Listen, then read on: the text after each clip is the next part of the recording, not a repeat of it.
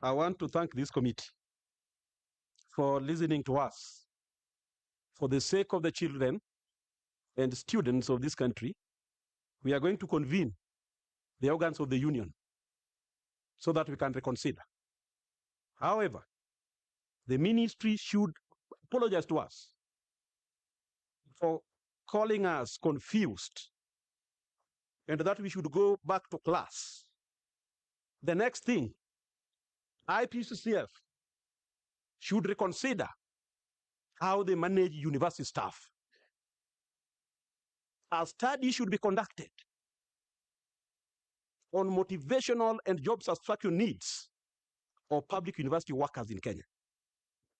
The way IPCCF manages university staff is perfunctory.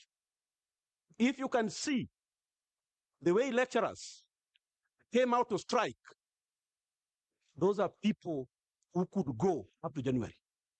But because of your chairmanship, because of the honorable members that have talked to us, I'm going to plead with our members so that we can reconsider.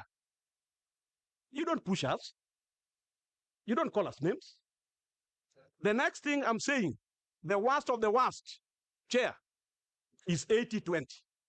They give us 80% and 20% to remain. 80% will be 5 billion. So that 2 billion is taken to 2026, 2027. My irreducible minimum for the sake of you and the honorable committee members and the students of this country. Thank you very much.